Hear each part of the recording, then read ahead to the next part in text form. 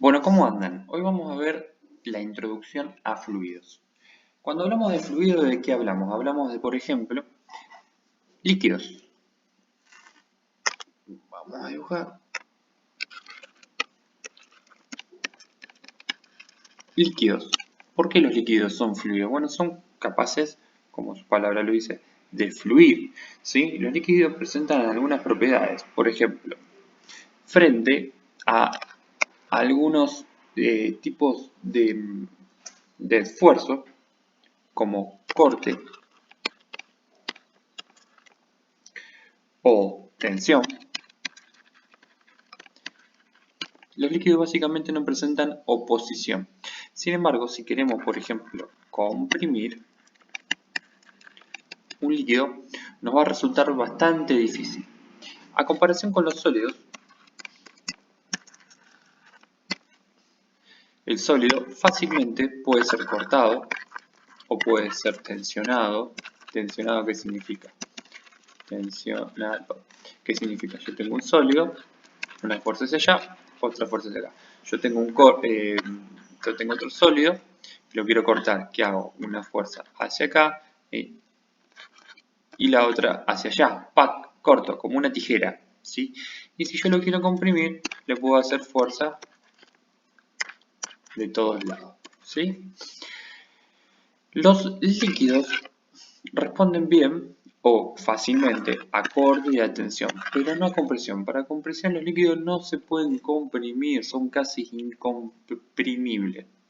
Lo mismo sucede con los gases, los líquidos. Y los gases son duramente compresibles. ¿Sí? Después presentan, atención, imagínense cortar una gota de agua con una tijera, se puede cortar, eso sería corte o cizallamiento. Y atención, obviamente, si yo agarro un pedacito de agua con las manos y lo agarro y lo empujo en sentido contrario, lo hago fácilmente. ¿Sí? Las moléculas cambian su esparcimiento. En cambio, con la compresión, no. Entonces se puede decir que tanto los líquidos como los gases son fluidos, son capaces de fluir. ¿Sí? Se los clasifica como fluidos. Bien. Líquidos y gases. Porque se lo clasifica como fluido, entre otras cosas, por este tipo de propiedades. Seguimos. Densidad. Cuando definimos densidad, ¿qué estamos definiendo? La densidad se define con la letra griega, ρ, se define como el cociente entre la diferencia de masa y la diferencia de volumen. Se lo define estrictamente así. Si la densidad de un objeto tiene el mismo valor en todos los puntos, ¿sí? Si la densidad es homogénea, si es homogénea en todos los puntos de ese objeto homogénea, se puede definir la densidad, como acá abajo lo voy a hacer, como directamente la masa sobre el volumen. ¿Sí? Algunas densidades, por ejemplo, la densidad del hierro.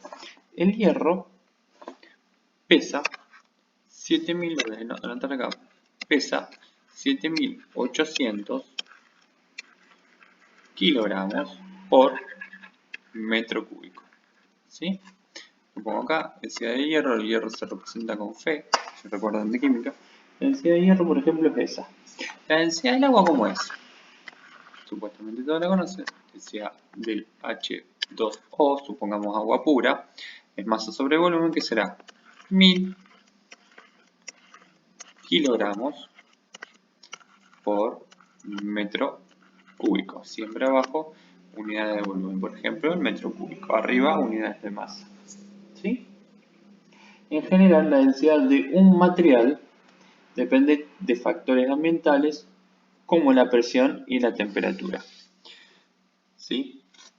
En este caso vamos a hacer de cuenta que vamos a manejar todo en condiciones de presión y temperatura normales. ¿Sí?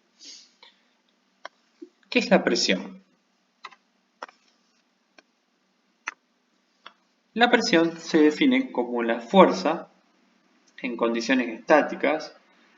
El único componente de fuerza que es preciso considerar es aquel que actúa normal a una superficie. Por ejemplo, tengo una superficie plana acá y tengo una fuercita en el medio. Esa fuerza que me ejerce un esfuerzo normal por superficie unitaria se le llama presión. ¿Y cómo se define? Bueno, si la presión es homogénea, también se define como fuerza sobre área. Es decir, presión homogénea significa que en cada punto, ¿sí?, esta fuercita está haciendo la misma fuerza en cada punto de esa superficie. ¿Sí? Bien. Dimensiones de presión. Generalmente la presión en el sistema internacional se mide en pascales. ¿A qué equivale un pascal? Un pascal equivale a un newton sobre metro cuadrado. Tiene sentido, fíjense. Si la fuerza acá es en newton, obviamente el área en metro cuadrado, estamos hablando de que la presión sí se mide en newton sobre metro cuadrado, que son pascales. La unidad del pascal generalmente es muy pequeña. Fíjense, un pascal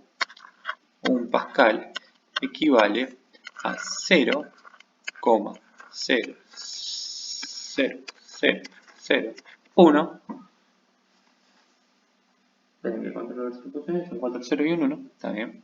0,1 atmósferas. Una atmósfera es la presión normal que tenemos nosotros arriba de nuestro cuerpo, ¿sí?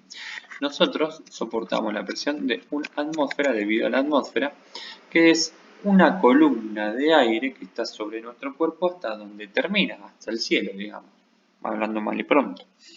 Nosotros soportamos la presión de una atmósfera y vivimos normalmente. Ahora, si nos metemos abajo del agua, 20 metros en profundidad, vamos a tener que soportar la presión atmosférica normal y corriente, ¿sí? Pues nosotros estamos acá, supónganse. Este es el agua, ¿no? Nosotros estamos acá abajo. Cuando estamos en la Tierra, ¿sí? Acá en la Tierra, soportamos la presión que yo tengo acá arriba, que es debido al peso del aire que está arriba mío. Cuando yo estoy en el agua, soporto la presión debido al agua y a su vez la presión debido al aire, se suma. Cuando nos metemos en profundidad nos damos cuenta del cambio de presión.